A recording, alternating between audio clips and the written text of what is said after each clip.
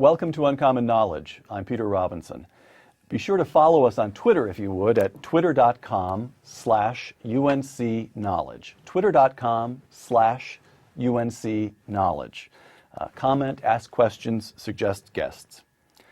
A fellow at the Hoover Institution, Dr. Thomas Sowell has taught economics, intellectual history, and social policy at such institutions as Cornell, Amherst, and UCLA. The author of more than a dozen books, Dr. Sowell has just published a collection of essays, Dismantling America. Tom, welcome. Oh, good to be here. Segment 1, Decline and Fall. From Dismantling America, quote, "The collapse of a civilization is not just the replacement of rulers or institutions with new rulers and new institutions. It is the destruction of a whole way of life and the painful and sometimes pathetic attempts of rebuilding amid the ruins. Is that where America is headed?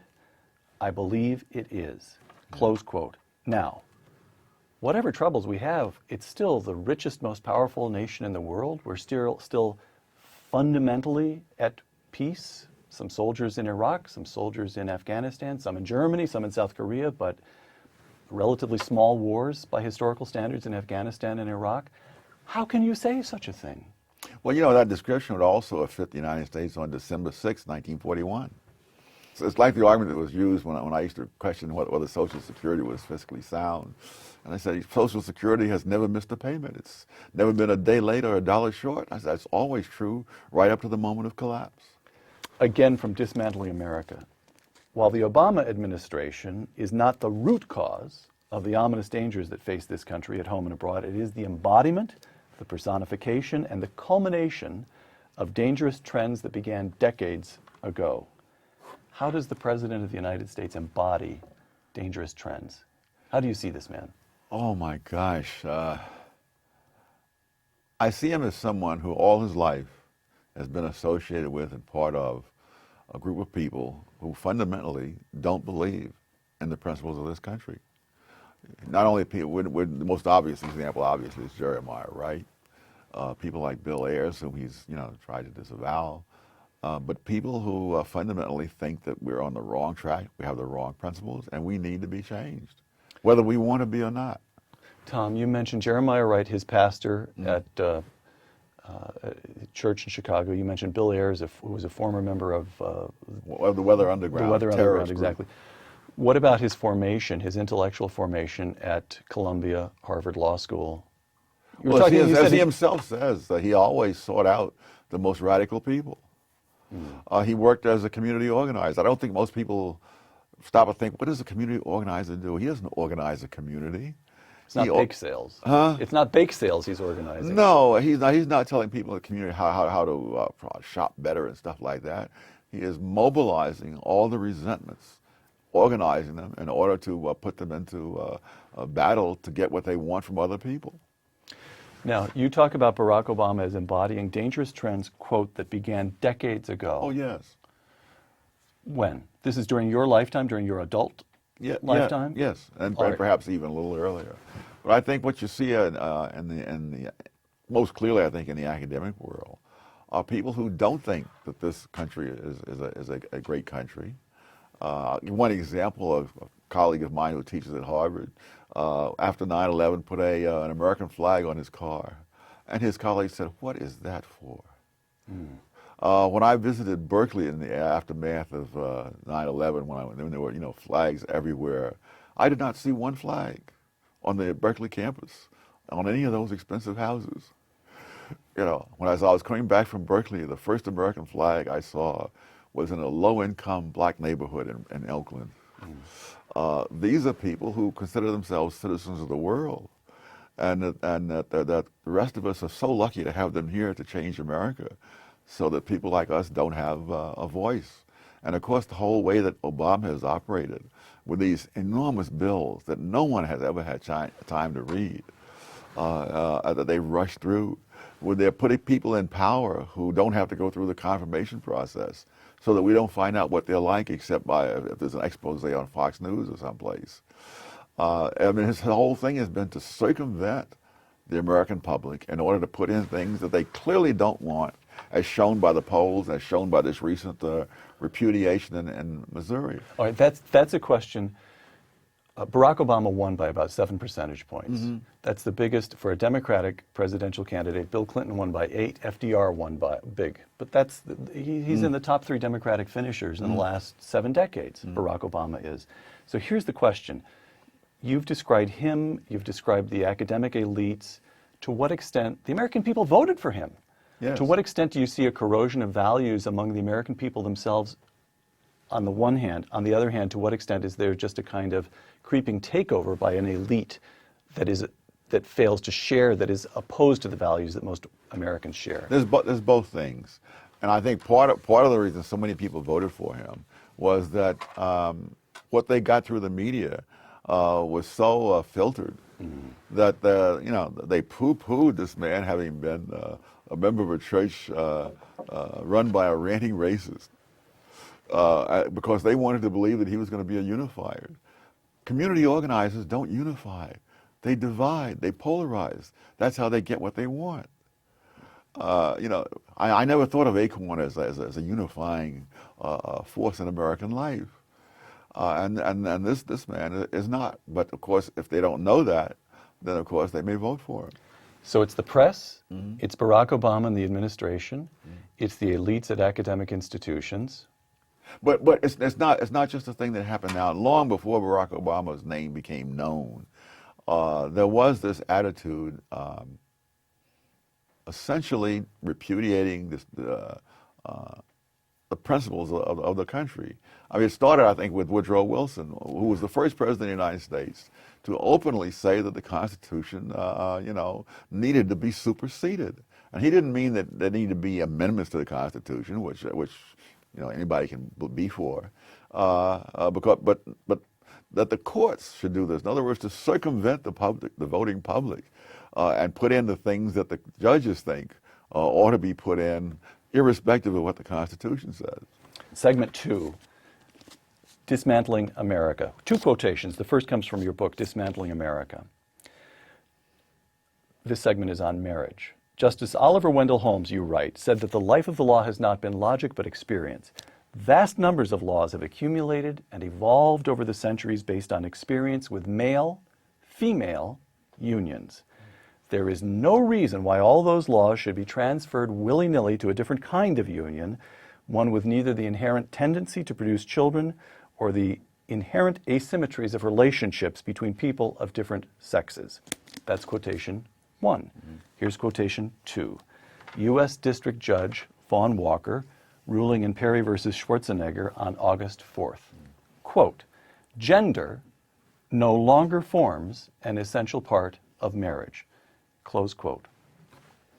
I just dropped that in your lap to see what you do with it, Dr. Sowell. Well, the most important decision is always who makes the decision. And so the question is not what is the role of gender for this judge to decide, but since we are presumably still, for the moment at least, a self-governing nation, it's for the voting public to decide. And so the fact that he feels that way, that's wonderful. Let him vote that way in the privacy of the voting booth. But let him not say that this is now the law of the land just because he happens to think that way. Tom, let me give you just another couple of quotations from Judge Vaughn Walker's ruling the other day. Judge Walker, the traditional understanding of marriage represents, quote, nothing more than an artifact of a foregone notion that men and women fulfill different roles in civic life, close quote. That's an artifact. Well, one might say that Judge Walker is an artifact of what goes on in academia and particularly in the law schools. But again, the question is, whose decision is that? Is that a judges there to decide that the rest of us, that what we believe is just not worth thinking about? Or is he there to carry out the laws that have been passed by the duly elected representatives? Tom, you know that during this trial, he had a long fact-finding phase in which one sociologist and expert after another came in to testify about the roles of genders, the state of marriage in the 21st century, and so forth. You just brush all that aside? No, none of that is a substitute for we the people, which is what the Constitution is about. When I could give you an impressive list of people who have said absurd things, In fact, if you were to make a list of all the absurd things said by brilliant people, it would be longer than the Encyclopedia Britannica. All right. One more from Judge Walker here. Quote, "The evidence shows conclusively that moral and religious views form the only basis for the belief that same-sex couples are different from opposite-sex couples." Close quote. Well, it may be conclusive to him, but again, the question is, whose decision is it? Obviously, it's not conclusive to other people, or else the proposition that he was ruling on would never have passed. And been passed with the votes of 7 million Californians, Yes. by the way. All right. So let me ask you, just step back from that a little bit and ask you this question. How did we go in the space of a couple of decades, maybe 3, but I think probably closer to 2, from an America in which the notion of same-sex marriage was literally unthinkable? That is to say, it was in nobody's head, so outlandish that it never occurred to anyone, to a sitting judge, federal judge, named to the federal bench, by the way, by George H.W. Bush, Heaven help us. coming out with an opinion like this. What happened to the legal regime, to the social to the mores? Well, this is why I say that Obama is really the culmination of a trend. He didn't do this by himself. That there was a notion out there, a set of notions really, about the country, about what was right, and about who should make what decisions. Those notions were out there, you know, before he ever became a public figure. But now that and I think what you saw was an erosion of the confidence in the country and the country's culture, its principles, and so forth. And all of this happened. And what is happening now is what was just an erosion, sort of almost uncoordinated and so on, to a deliberate attempt on his part to change the country in fundamental ways. Now, you talked about Woodrow Wilson, with a certain kind of rot setting in with Woodrow Wilson, yes. The progressives, the sort of elitism. I, Woodrow Wilson, know far better than that, yeah. non-entity James Madison who drafted the Constitution. Right, all right. But in more recent times, times that you and I can remember, we had Ronald Reagan and the sense that somehow the country was coming back. How do we go from Ronald Reagan to Barack Obama? How do you go from a reassertion of what seems to be fundamental faith in the country to a Judge Vaughn Walker? What happened in the space of just 2 or 3 decades? Well, I think it started immediately with Reagan's successor, George H.W. Bush. No doubt a decent man, an honorable man, but one who disdained what he called this vision thing. In other words, that an overarching sense of principles that you'd be fighting for. To me, I think one of the moments that sort of gave a clue was when, during one of the presidential debates, when Bush was looking at his watch. Right. I can't imagine Ronald Reagan, or any Democrat for that matter, looking at his watch during I mean, you know, Bush was, and I think the first moment that you saw a glimpse of this was when Bush first took office, Bush 41, and started talking about a kinder and gentler America. That it's kinder and gentler to tax the taxpayers in order to make it easier on people who have not lived up to their responsibilities. You see that right now carried to extremes in this administration, where, you know, people who never took out a $700,000 loan in their lives now have to subsidize people who did take out a $700,000 mortgage loan and couldn't afford it. So it is the case that either you have a Ronald Reagan in place fighting for American principles, and Ronald Reagans don't come along that often, or even a Republican and temperamentally conservative president such as George H.W. Bush will come under such cultural and political pressures that the drift to the left, that will continue. Yes, well, what you generally have had in recent times is people moving to the left rapidly under Democrats and slowly under Republicans. All right. Segment 3, Dismantling the Culture. From your book, Tom, Dismantling America, quote, "The great escape of our times is escape from personal responsibility," close quote. What do you mean? Oh, I think that the idea of personal responsibility is more or less off the table. It's passé in many places. Again, going back to, say, the housing situation, that people took out mortgages that they couldn't afford, and that now people who didn't take out mortgages they couldn't afford are now expected to pay to bail them out. It's insane. But you don't, they were duped by dishonest mortgage brokers, no? Oh, there was enough dishonesty to go around. We needn't single out mortgage brokers. No, that's the narrative. The fact of the matter is that speculators took advantage. See, these things are put in these laws and policies are put into place, saying this is going to help the poor and the downtrodden. But the question is, who actually benefits from this? Speculators benefited from this more than any poor or any downtrodden. A speculator could come in, claim any income he wanted to claim in order to buy 3 or 4 houses. Nobody would verify the income. He would get them at teaser rates like 2% per year, and he didn't worry about that going up later because he was going to sell a house beforehand. And so a lot of that was in there. The other thing is that it's a very complicated financial situation. But the cold fact is, if the mortgages had continued to be paid, we wouldn't have had the mortgage crisis. So the fundamental reason for the crisis is that the mortgages weren't paid, and the fundamental reason they weren't paid is that they were made under conditions that made it unlikely that they would ever be repaid. And you knew that going in. Right, right. Losing a sense of personal responsibility, you write, in Dismantling America places, quote, a whole society in jeopardy. How is that the case? How do you draw a line from the mortgage crisis to the dismantling of the entire country? Well, I think if you don't have a sense of personal responsibility, and what you have is the government taking money from people who are personally responsible and giving it to people who are irresponsible, or in other cases corrupt, that's not a viable situation for the long term. You're going to have ever more people being ever more irresponsible. As is happening now. I mean, in the wake of the mortgage crisis, they've raised the limit that the Federal Housing Administration will insure from about 360,000 to 720-some thousand. So they've doubled the policy that got us into problems in the first place. Tom, you, on personal responsibility, and you and I have talked about this before, you spent part of your boyhood in Harlem. Yes. Is that correct? Yes, most of it. All right. Tell me a little bit about the Harlem that you knew as a boy. Was it safe at night?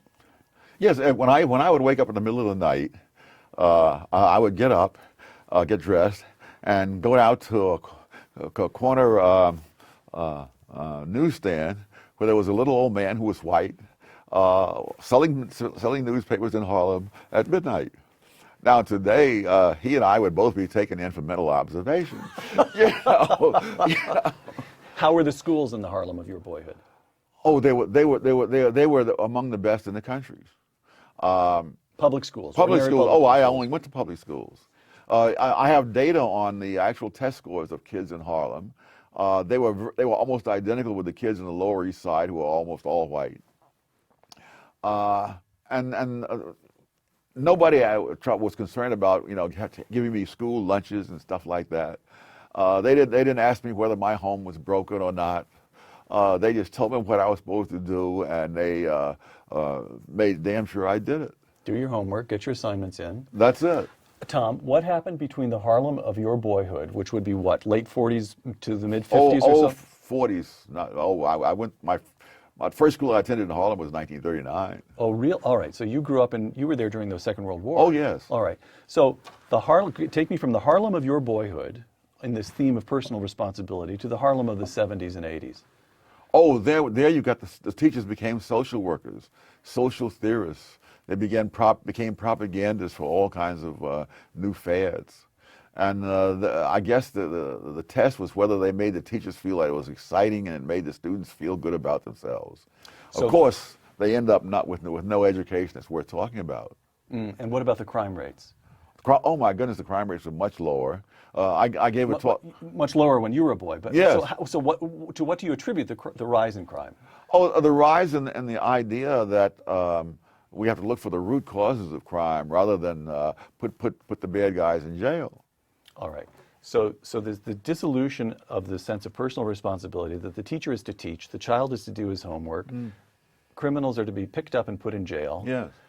Now, Harlem today is pretty safe. It has enjoyed the increase in safety or the drop in crime rates that associated with the rest of New York that began under Rudy Giuliani. The Harlem economy is pretty robust. And Harlem is now home to some 24 charter schools. So what I'm trying to do, Tom, is cheer you up. I'm trying to... Well, I need it. I'm trying to point to evidence of the possibility of renewal, of rebirth, and that to suggest I never denied that there was possibility for renewal and rebirth. So I haven't said it. In fact, even in my book, I say, you know, the one good thing is that nothing is inevitable until it happens. But I also point out that there were periods of improvement as the Roman Empire moved toward its last days. Right. All right. Segment 4: Dismantling self-government. Again, Tom, from Dismantling America. Quote: "Nothing so epitomizes President Obama's contempt for American values and traditions as ramming two bills, the stimulus package and the health care bill, this would be, through Congress in his first year, each bill more than 1,000 pages long, too fast for either to be read, much less discussed." Close quote. Stimulus package, the health care bill, actually, I looked this up, came to more than 2,000 pages. Yes. On the other hand, the American people elected Barack Obama. They gave him big Democratic majorities in both the House and the Senate. Why shouldn't Barack Obama and his Democratic allies enact whatever they want as they want? Oh, whatever they want is one thing. As they want is something else. As they want means circumventing the whole political system of the country that's meant to safeguard, you know, a self-governing country. If you never learn what kind of laws are being passed, then you've lost a great deal of your ability to influence what happens to the people who rule. I mean, the thing that this whole business with rushing these bills through, it reminds me, the only thing I can find in parallel in history is the Norman conquerors who would publish their laws in England in French for an English-speaking nation. Dismantling America once again. What are the Beltway politicians buying with all the hundreds of billions of dollars they are spending? They are buying what politicians are most interested in: power. Explain that notion. There are things that the government is authorized to do under the Constitution, and other things that they're not authorized to do. But by simply spending a vast amount of money, you acquire the right to do them. For example, you can fire the head of General Motors simply because you spent all that money rescuing General Motors. There are all kinds of programs that the federal government imposes on the states, which they have no authority to do, but they impose them because they make the receipt of federal money contingent on doing what they tell you in Washington. And so the powers that were set out in the Constitution and limited become expanded by this process. Now, I mentioned that we've had some questions for you submitted from people who follow the show on Twitter and Facebook. Here's one from a fellow called Albert Fuchs on Facebook. And he points, I'll paraphrase because it's a little bit long here. Milton Friedman said, "A major reason for the growth of government is that special interests are concentrated, but the general interest is diffuse." And Tocqueville warned that American democracy would be in danger when the public learned it could use the ballot box to vote itself money. Yes. Now, both of these get at what you were talking about just a moment ago. But both of these are structural points. It has been the case since the Constitution was enacted that special interests are concentrated and the general interest is diffuse, or that politicians could in effect purchase votes. Yes. Why do we have the problem now? What has happened in recent Very good decades? question. Because one of the constraints are the values of the public, and when the values of the public are constantly eroded in the schools and in the press, elsewhere, then these other tendencies can have a wider field of play. Mm-hmm. So what's a good index for the values of the public? Would you say, for example, that it might be federal spending or federal debt, where for 2 centuries you get a fairly flat, slowly climbing line, goes up during the Civil War, comes back down, and then beginning about in the 70s, it just takes off. Yes. So it's not FDR, it's not the Great Deal, it's not the 30s, it's the 70s? Is that when do things begin to go catastrophically wrong? I would say it was the Great Depression. Most people are unaware that prior to the 1930s, the federal government never intervened in the economy to get us out of a recession. the economy recovered on its own and kept going. But FDR really broke down a great deal of that sense that of independence. I mean, there was a time I think most Americans would have felt insulted to have it thought that they wanted somebody else to pay their medical bills. They don't feel so insulted anymore. Mm. Mm.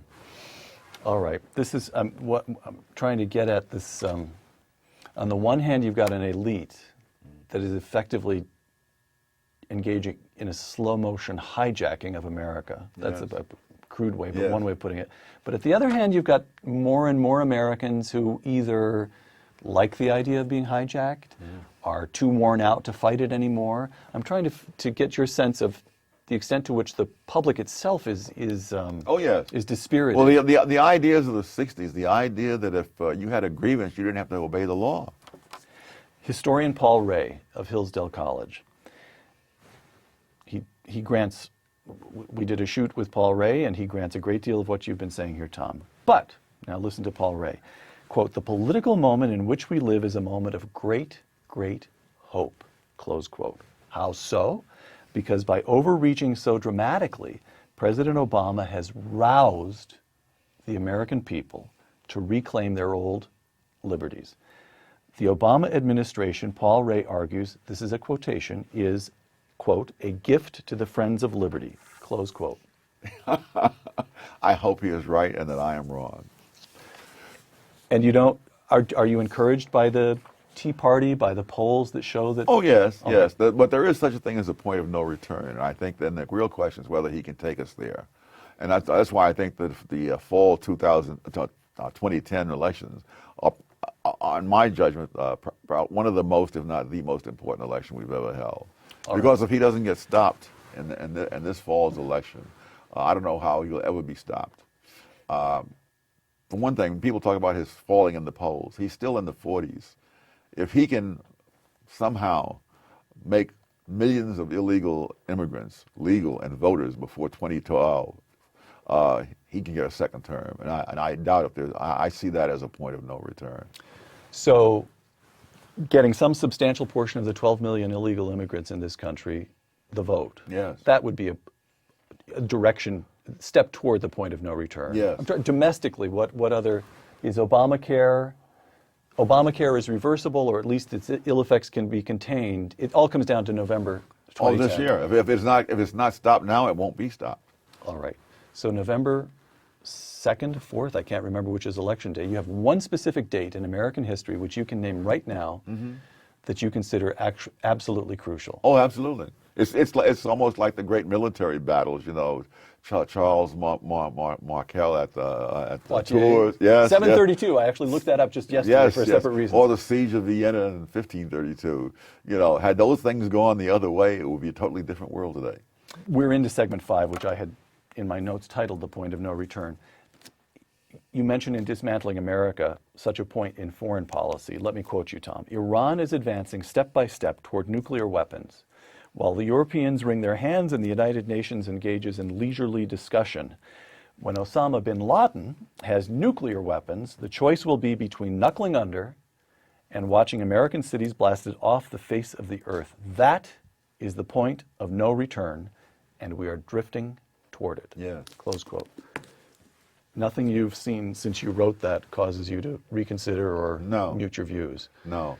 I was appalled earlier this year when I think it was Gates or someone else in the Pentagon leaked the fact that there were no contingency military plans for stopping Iran from getting nuclear weapons. And now recently, there have been some talk that there are now plans. Now, I have no idea whether that means that there really are plans or whether they see an election coming and they better create the impression that they have more plans. Because they've covered themselves very well because they have international conferences over Iran. They have resolutions in the UN. These are what I call elaborate ways of doing nothing. Well, we've got, let me quote you, Michael Barone, the journalist, you know Michael Yes. Barone, this is just from a couple of days ago.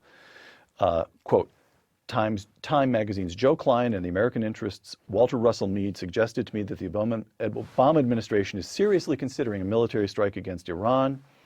Now comes further evidence in an opinion article in the Washington Post by Stephen Simon and Ray Takei. I'm not sure I'm pronouncing that correctly. Simon worked in Bill Clinton's National Security Council, and Takei is described as a former advisor to the Obama administration.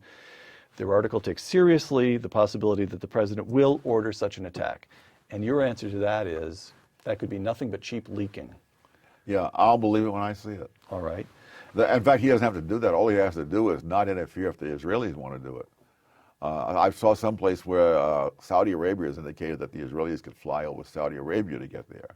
And it's ironic that they would have to go around Iraq and fly over Saudi Arabia because the American planes patrol Iraq and presumably would shoot down the Israeli planes on their way to Iran. Let me ask you this. Do you consider it then the duty of the President of the United States to prevent Iran from gaining nuclear? Absolutely. That's clear to you. Absolutely. Unambiguous. I don't know what earthly chance we have, or the Western world has, once Iran has those weapons.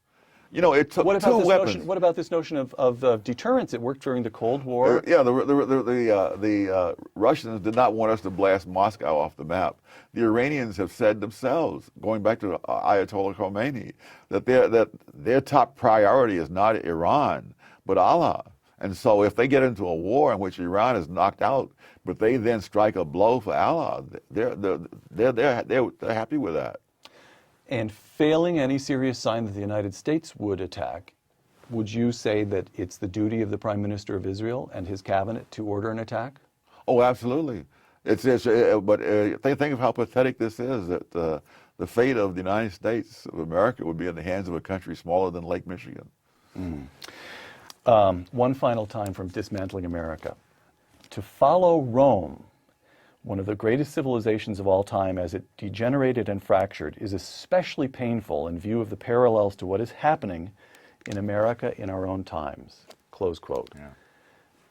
What are the parallels that are most striking to you? The internal loss of confidence, that we're not prepared to stand up and defend ourselves. I mean, there are all kinds of small signs and large signs, but that we have to accommodate people who move here. You know, the old saying was that when in Rome, do as the Romans do. The new one is, when in Rome, tell the Romans what to do. And we're going along with it.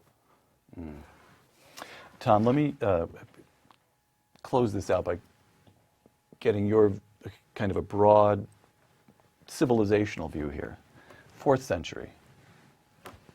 Rome's final century is a great power. Of course, it lingers on in Constantinople for another 1,000 years, but 4th century, we have St. Augustine watching from North Africa as his beloved Rome, where he studied, he's a great product of classical civilization, is sacked. And he responds by averting his gaze from this world and writing the city of God. He shifts his attentions to heaven. A few decades later, we have St. Benedict of Nursia up in northern Italy. And he's the founder of great monasteries, attempting to hoard, in a certain sense, what learning he can, and hoping that later there will be regrowth. And he adopts a motto which translates from the Latin, to pruned it will grow again. So is Tom Sowell an Augustine who's insisting on underlying principles and a kind of eternal values, but actually believes that what he is observing is total collapse? Or is he a Benedict, hoping for, preparing for, doing what he can to initiate rebirth? Well, I'm at an age where I couldn't play either of those roles. You look pretty saintly to me, Tom. You need new glasses, but no, I think it was really. But what I meant about the pathetic aspect of the aftermath of the collapse of Rome is, these heroic efforts, which ultimately paid off, many centuries later. But there were centuries to live through. Imagine, the Dark Ages were dark. Yes, imagine living in the midst of ruins that you don't even have the knowledge to repair, much less to build. Oh, that's what you mean in the passage when you talk about the pathetic attempt to rebuild among the ruins. Yes. The sense that there was a civilization here. And it was all around you. And I think this is part of the reason that the Europe of that era is thought of as a backward-looking civilization. They had good reason to look backwards because the people before them had achieved far more than they were capable of achieving or even sustaining. So your fear is that 2 decades from now, Americans will be looking back at, even at the 1950s, a time of growth and American self-confidence and standing up to the Soviets in the Cold War, assuming a large role in the world. That'll be gone, and we'll have the feeling that we're pygmies by comparison with... There's something of this in Tom Brokaw's book, The Greatest Generation. Yes. There's a kind of nostalgia, a feeling that those who came just before us were bigger people somehow. They were. They were. Yes. All right. Last question.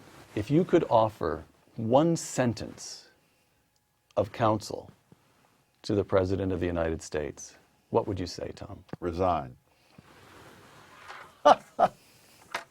No, I can't end the program on that. If you could offer one sentence of counsel to some 20-year-old kid who's watching this webcast, and by the way, when we put up a notice that you're going to appear on Twitter or Facebook, you are a rock star to college kids. I want you to know that. So there's hope. You're reaching people. So one sentence of advice to some sophomore or junior who's watching this today and thinks to himself, gee, Dr. Sowell just told me the America in which I'm going to grow up will be a shrunken place. No. It's not over till it's over, as Yogi Berra said. And I would say to this young person, if we, through some miracle, get through this, please take to heart the lesson of what happens when you vote on the basis of rhetoric and symbolism and instead of using your mind. It doesn't matter how smart you are unless you stop and think. Dr. Thomas Sowell, the author of Dismantling America, thank you for joining us. Thank you. I'm Peter Robinson for Uncommon Knowledge and the Hoover Institution. Thank you.